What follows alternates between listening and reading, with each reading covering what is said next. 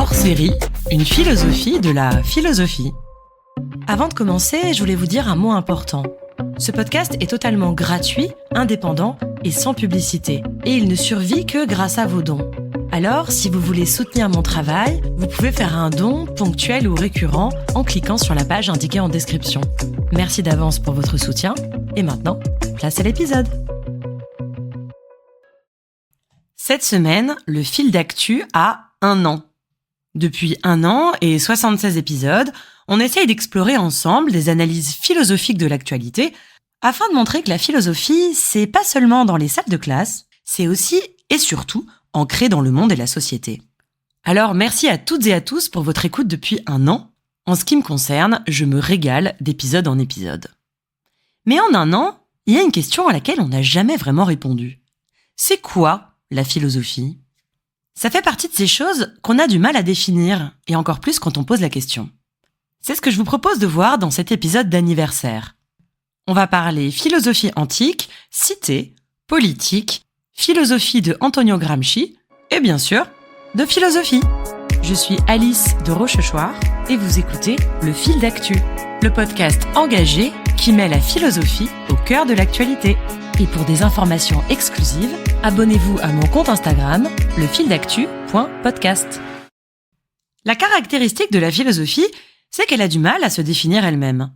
Si vous posez la question à 4 philosophes différents, vous aurez sans doute 4 réponses différentes.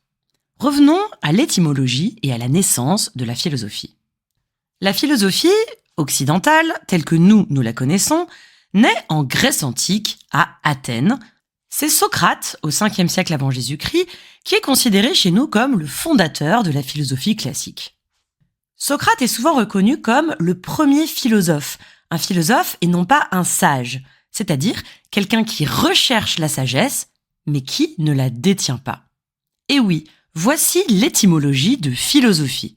Philo, ça veut dire aimer ou désirer, et sophia, ça veut dire la sagesse ou la connaissance.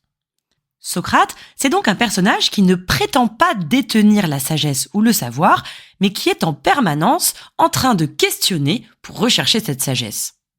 Concrètement, il faut imaginer Socrate qui déambule dans les rues d'Athènes et qui va se mettre à discuter avec les citoyens en les interrogeant sur leurs croyances. Et je ne sais pas si vous avez déjà lu des dialogues de Socrate qui ont été retranscrits notamment par Platon, mais en réalité, Socrate, c'est quelqu'un qui vient en permanence déconstruire tout ce que vous pensez. Quelqu'un qui pose incessamment des questions. L'une des phrases les plus connues qu'aurait dit Socrate, c'est « Tout ce que je sais, c'est que je ne sais rien ». Le premier principe de la philosophie, c'est donc de reconnaître notre propre ignorance et non de prétendre détenir la vérité.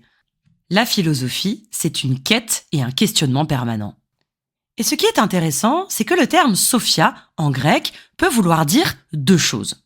Ça peut vouloir dire le savoir, mais aussi la sagesse. Or, c'est pas tout à fait la même chose. Le savoir, ce serait plutôt du côté des sciences, de la connaissance, alors que la sagesse, ce serait plutôt du côté de l'existence, de la manière de vivre.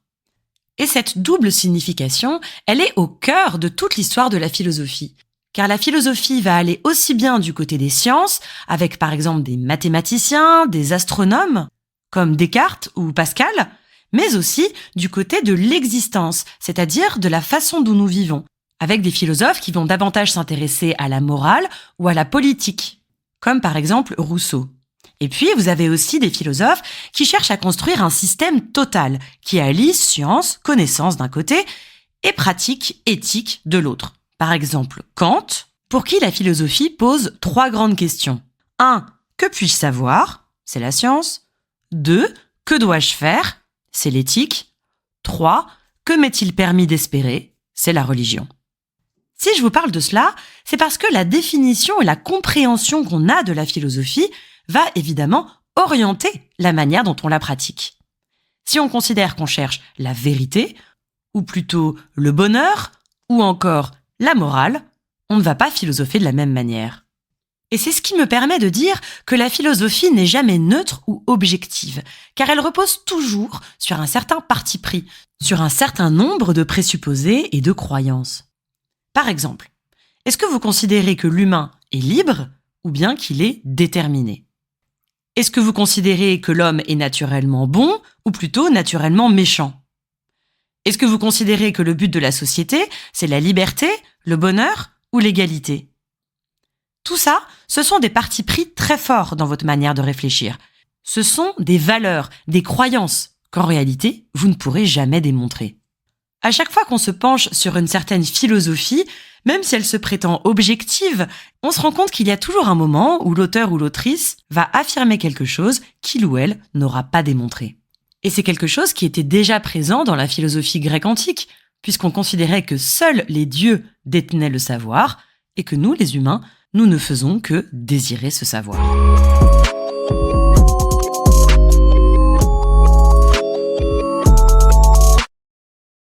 Aucune philosophie ne peut donc être neutre ou objective. Tout système philosophique repose sur des croyances et des valeurs qui sont parfois totalement assumées et d'autres fois un petit peu cachées. Alors, deuxième question, est-ce que toute philosophie est politique? Tout dépend de ce qu'on appelle politique. Revenons encore une fois à la philosophie antique grecque. En Grèce antique, on considère que l'homme est un être de cité, un citoyen. Je dis l'homme et non pas l'humain, car cela ne concerne que les hommes et non pas les femmes.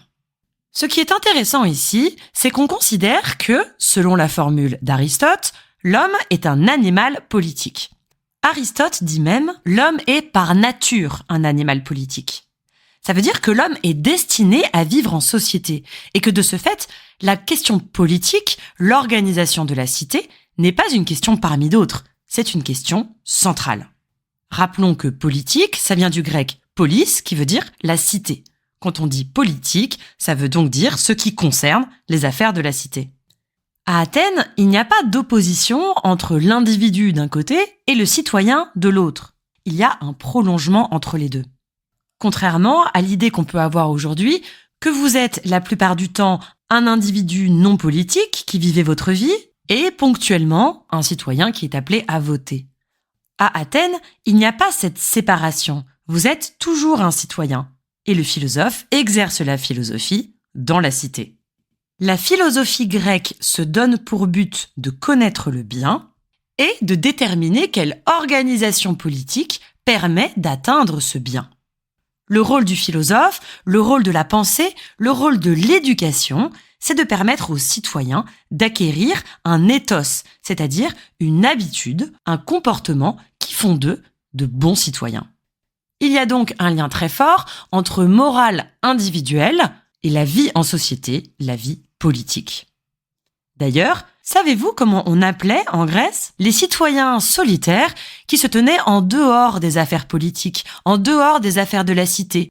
On les appelait les idiotes, ce qui a donné idiot.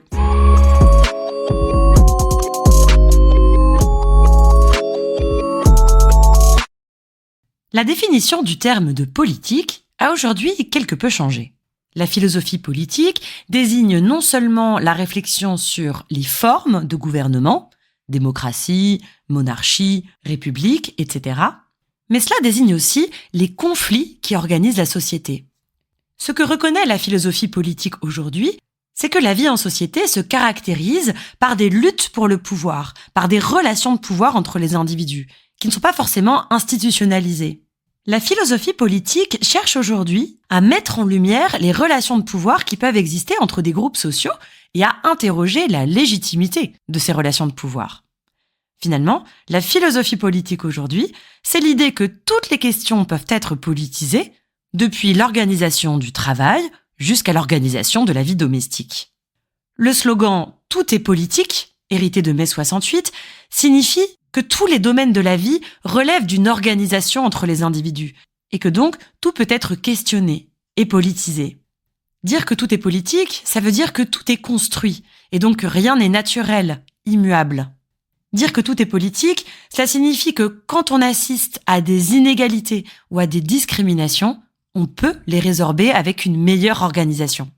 Dire que tout est politique, c'est lutter pour l'émancipation de chacun et de chacune, précisément parce que rien n'est jamais acquis, rien n'est jamais donné, et tout est toujours à questionner.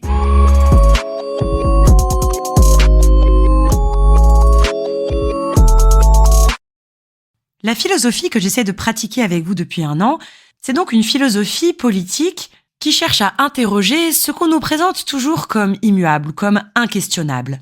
C'est ce que proposait déjà le philosophe italien Antonio Gramsci dans les années 1920. Gramsci parlait d'hégémonie culturelle. Il montrait que toute la société est prisonnière des valeurs morales de la bourgeoisie. La réussite individuelle, la méritocratie, l'intérêt personnel, la compétition, la haine de l'assistanat, le rêve de richesse, la consommation à outrance. Des valeurs qu'on nous présente aujourd'hui comme absolues, qui sont absolument hégémoniques dans les discours.